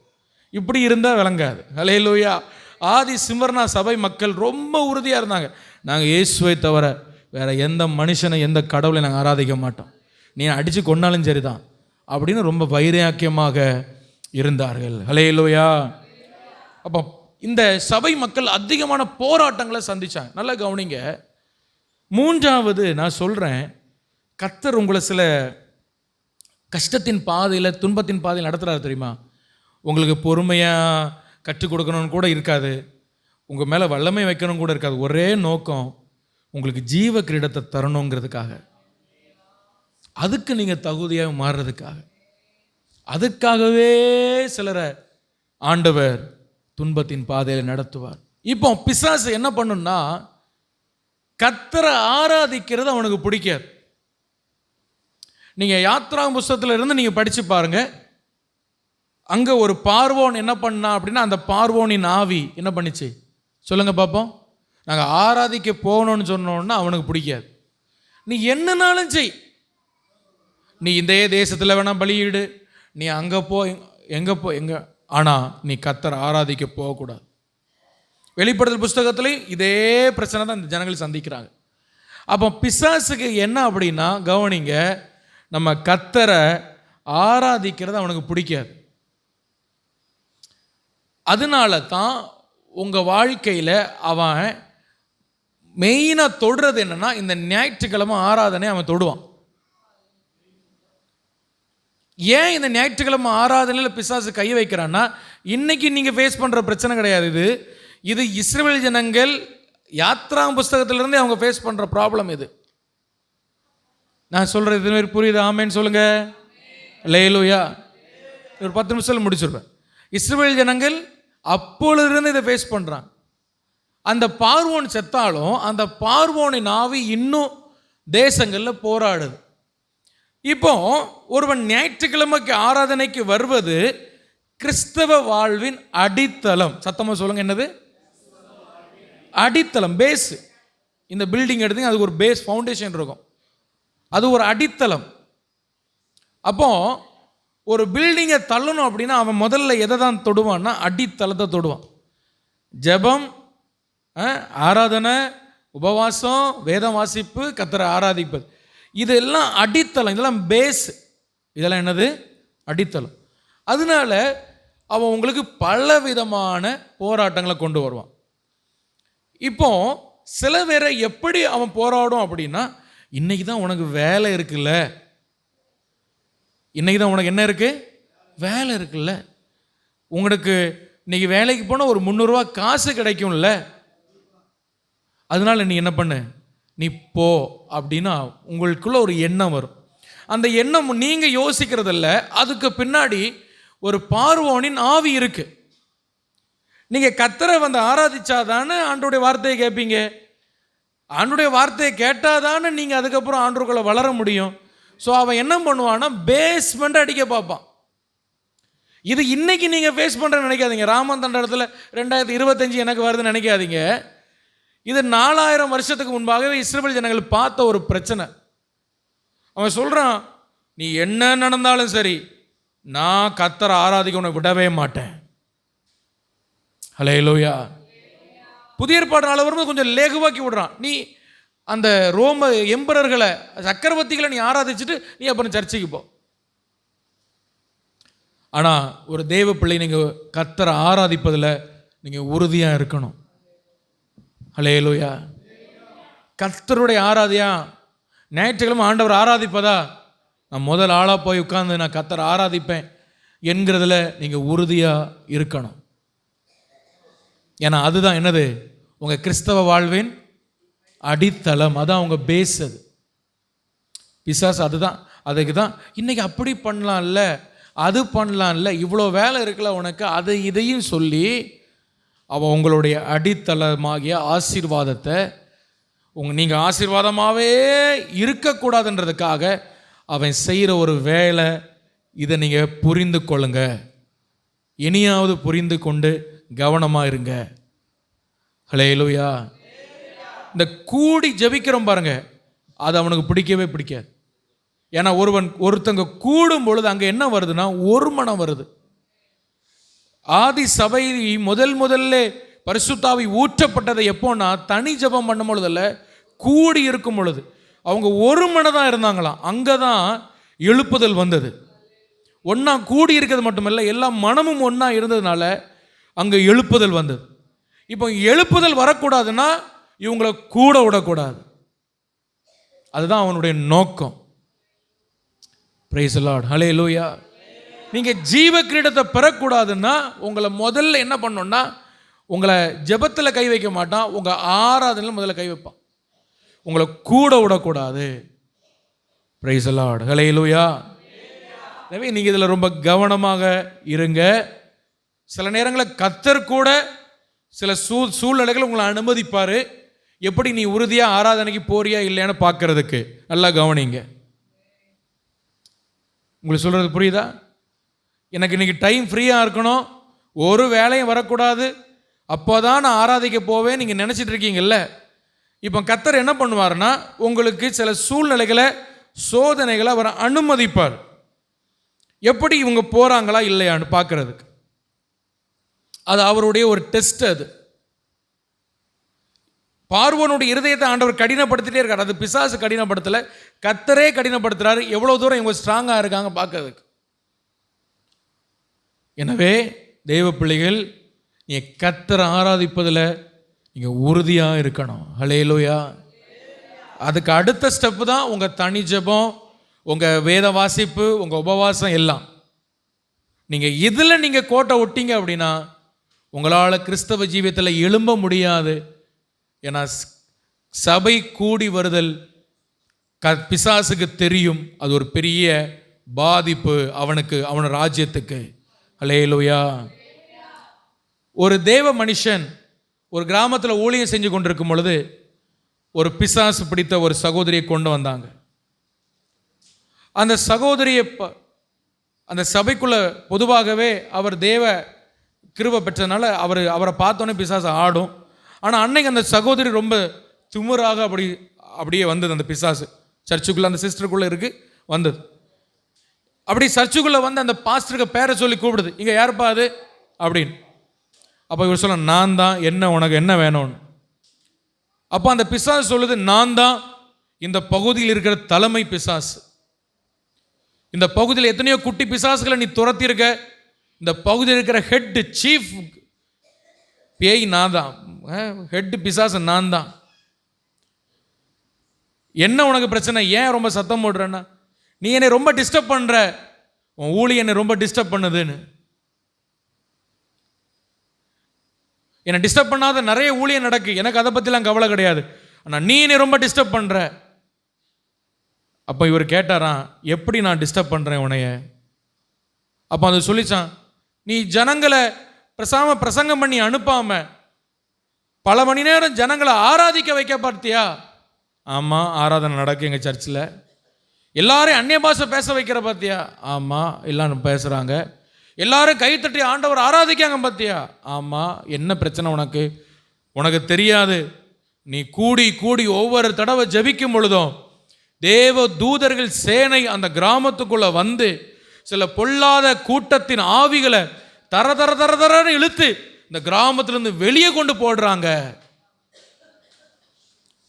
லேலூயா.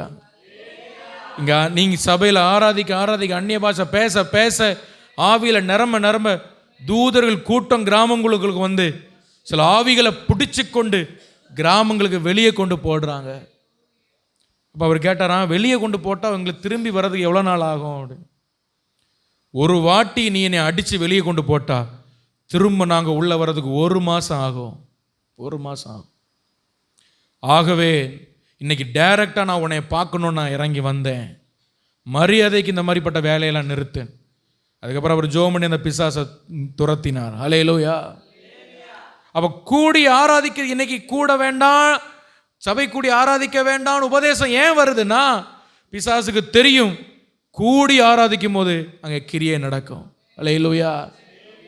இந்த கிராமத்தில் நீங்கள் இப்போ பார்க்குறதில்ல, நான் சொல்லுகிறேன், இந்த புல்பீட்டில் இருந்து நீங்கள் கூடி ஆராதிக்க, நீங்கள் ஆராதிக்க இந்த கிராமத்தில் சீக்கிரமாக எழுப்புதல் வரும். அல்லேலூயா. இன்னைக்கு ஒருவேளை இந்த கிராமங்கள் இப்படிப்பட்ட நெருக்கங்கள், இருளை சந்திக்கலாம். ஆனால் சீக்கிரமாகவே இந்த கிராமங்களில் எழுப்புதல்களை கர்த்தர் கொண்டு வருவார். அது அடித்தளம் என்னன்னா, நீங்கள் கூடி ஆராதிக்கிறதுல தான் இருக்கு. நீங்கள் எவ்வளோ தூரம் கர்த்தரை கூடி ஆராதிக்க ஜெபம் பண்ணுறீங்களோ அவ்வளோ தூரம் இங்கே நடக்கும். ஆனால் எதனால் ஒரு இடத்துல கூடுக வைக்கிறாங்கன்னா வாங்க வரணும், கூடி ஜெபிக்க வைக்கிறாங்கன்னா வரணும். நைட் ப்ரேயரா ஆன்லைன் ப்ரேயரா என்ன ஜெபம்னாலும் நீங்கள் வரணும். உங்களை பிசாசை தடுக்கிறான் அப்படின்னா பிசாசுக்கு தெரியும் இவனை கொண்டு ஆண்டவர் ஒரு திட்டம் வைத்திருக்கிறார், இவன் அந்த கூடுகைக்கு போகக்கூடாது. அல்லேலூயா. அதுக்கப்புறம் உங்கள் ஆவிக்குரிய வாழ்க்கையை கொஞ்சம் கொஞ்சமாக அழிச்சிட்டே வருவான். எனவே கூடுகை ரொம்ப முக்கியம். அல்லேலூயா. கர்த்தர் உங்களுக்கு அப்படிப்பட்ட கிருபைகளை உங்களுக்கு தரும்படியாக நம்ம எல்லாரும் முழங்கல் பண்ணிடலாம். முடிஞ்ச கஷ்டமாக தான் நீங்கள் எழும்பி கூட நிற்கலாம். நம்ம எல்லாரும் கொஞ்ச நேரம் ஜெபம் பண்ண போகிறோம்.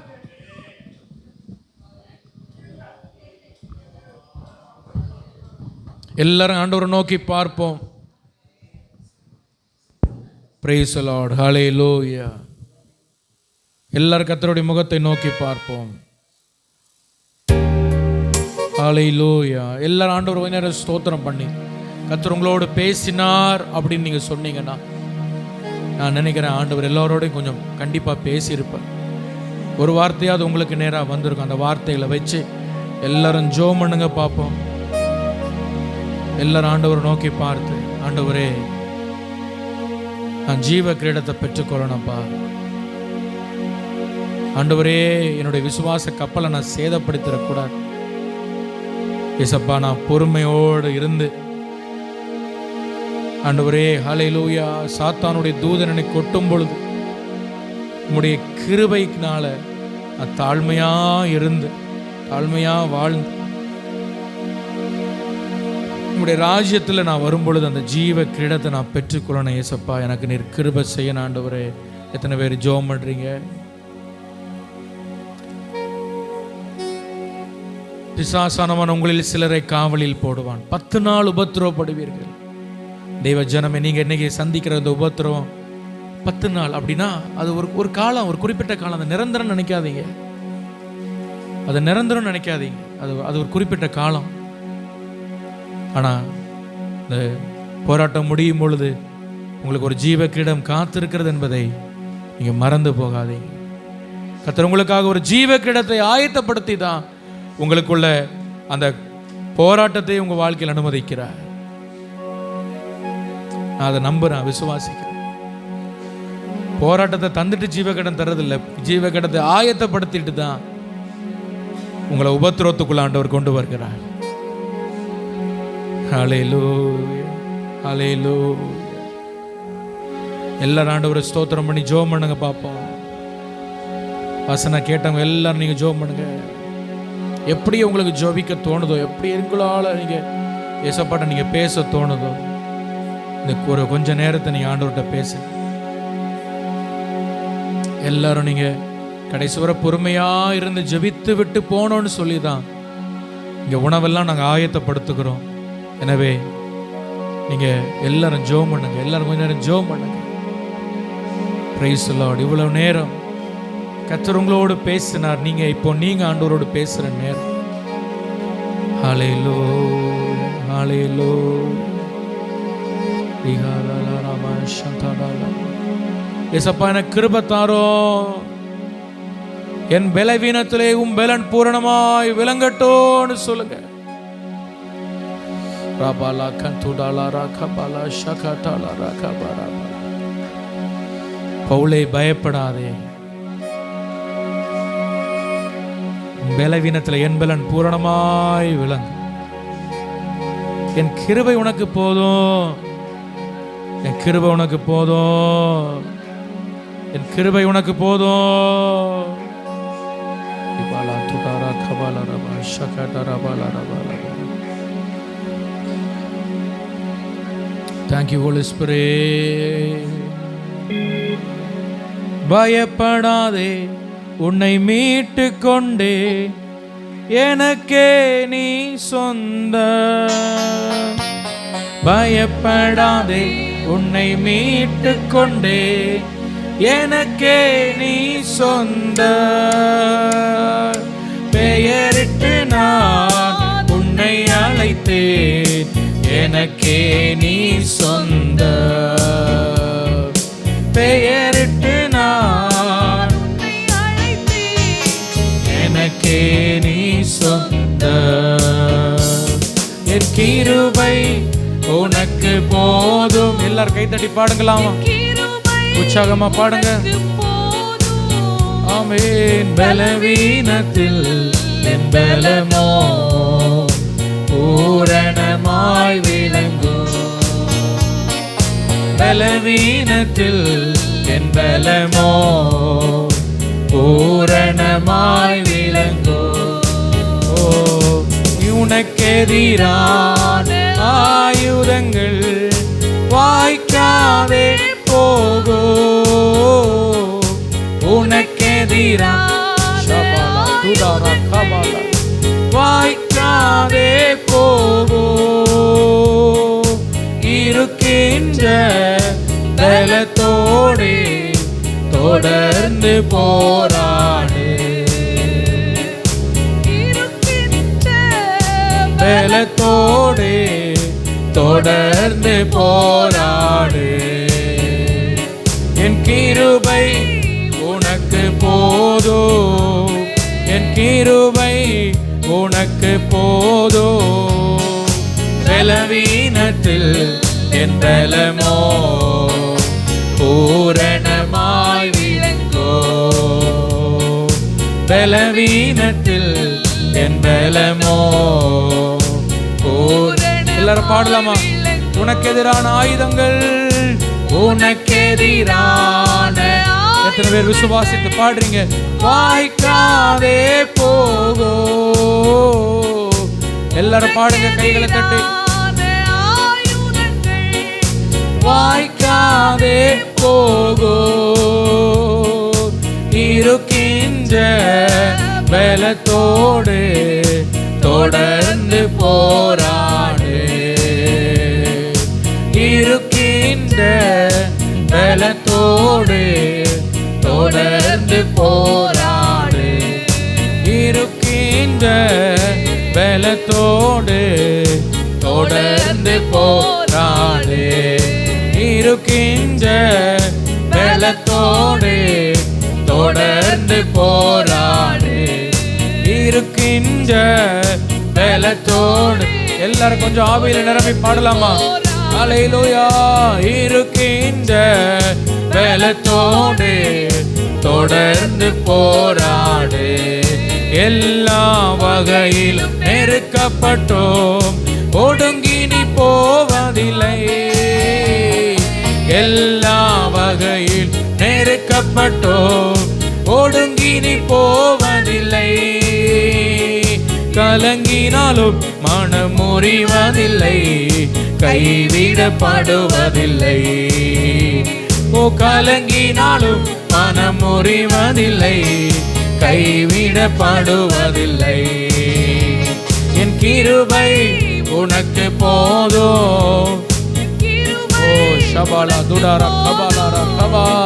பலவீனத்தில் மாதாலாராம ஷபாபா மாய் விளங்கோ. பலவீனத்தில் என் பலமோ பூரணமாய் விளங்கோ. உலகத்திலே துயரமுண்டு, திடன் கொள் என் மகனே. உலகத்திலே துயரமுண்டு, திடன் கொள் என் மகளே. கல்வாரி சிலுவையினால் உலகத்தை நான் ஜெயித்தேன். கல்வாரி ஷிகாரா துடாபாலா கபரா. எல்லாரும் கரங்களை தட்டி ஆண்டவரை மகிமைப்படுத்துவோமா? ஓ கல்வாரி, ஓ ஷபா பாபா. எல்லாரும் ஆவியில் நிரம்பி ஆண்டவரை ஸ்தோத்திரம் பண்ணுங்க. எல்லாரும் கரங்களை தட்டி ஆவியில் நிரம்பி கர்த்தரை ஸ்தோத்திரம் பண்ணி ஆண்டவர் உங்களோடு பேசின கிருபைகளுக்கா ஹல்லேலூயா ஹல்லேலூயா ஹல்லேலூயா. உற்சாகமாய் உற்சாகமா உற்சாகமா ஹல்லேலூயா ஹல்லேலூயா ஹல்லேலூயா ஹல்லேலூயா. ரபால ஹந்துடாரா கபால ரபா துடபால ரபா ஸ்ரீபிரபிரபா கபடபடபடபடபடபா ஸ்ரீபிரபிரபா கபடபடபடபடபடபடபா.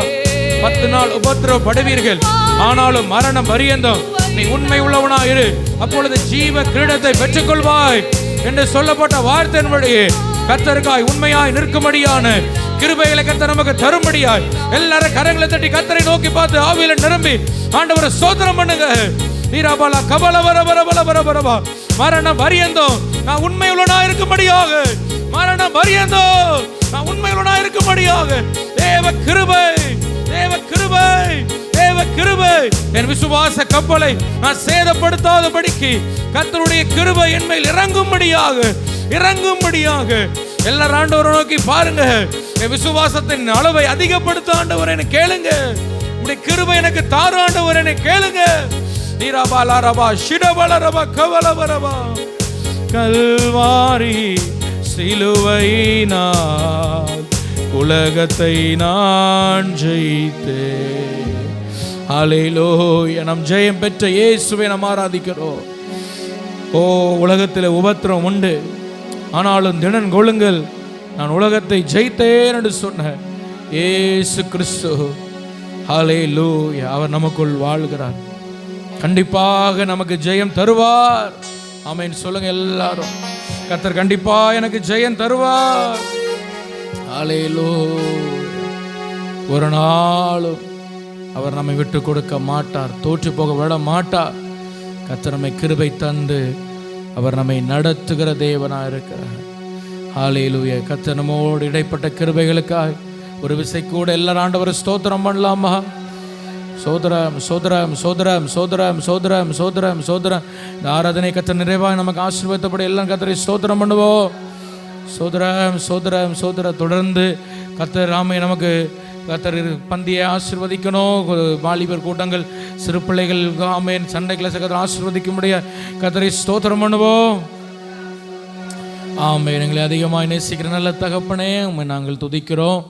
வந்த ஒவ்வொரு பிள்ளைகளையும் ஆசீர்வதிக்கிறோம்ப்பா, ஒவ்வொருவரையும் ஆசீர்வதிக்கிறோம். ஒவ்வொருவரும் ஆசீர்வதிக்கப்பட்டவர்களாக இருக்கட்டும் ஆண்டவரே. சோதனைகளை சகிக்கிற மனுஷன் பாக்கியவான் சொன்னது போல எங்கள் வாழ்க்கையில் நீர் அனுமதிக்கிற எல்லா பாடுகள் சோதனைகளும் நாங்கள் சகித்து ஜெயம் பெற எங்களை நீர் உதவி செய்யணும் ஆண்டவரே. நாங்கள் அதில் சந்தோஷமாக இருக்க உதவி செய்யணும். பொறுமையை கற்றுக்கொள்ள ஆண்டவரே நீர் உதவி செய்யப்பா. அப்பா ஸ்தோத்திரம்ப்பா. நாங்கள் தாழ்மையாக இருந்து உடைய வல்லமையை பெற்றுக்கொள்ள எங்களுக்கு உதவி செய்யணும்ப்பா. எங்களுக்கு தாழ்மையை கற்றுத்தாரோம்ப்பா, தாழ்மையை தாரோம்ப்பா. இன்னும் நாங்கள் எங்களை தாழ்த்தி நாங்கள் ஜீவிக்க எங்களுக்கு உதவி செய்ய ஆண்டவரே. அதுபோல் ஜீவ கிரீடத்தை நாங்கள் பெற்றுக்கொள்ள எங்களுக்கு கிருபை தரணும் நாங்கள் ஜெபிக்கிறோம். கர்த்தர் ஒவ்வொருவரையும் ஆசீர்வதியும் பலப்படுத்தும். இரத்த கோட்டைகள் மறையும். இந்த வாரம் முழுவதும் பிள்ளைகளை நீர் ஆசீர்வதி ஆண்டவரை நடத்தும். இந்த வார்த்தையில் கொண்டு தொடர்ந்து இடைப்படும் பெரிய காரியங்களை செய்யும். மீட்பர் இயேசு மூலம் ஜெபிக்கிறோம், ஜெபம் கேளும் நல்ல பிதாவே. ஆமேன் ஆமேன். என் ஆத்துமாவே கர்த்தரை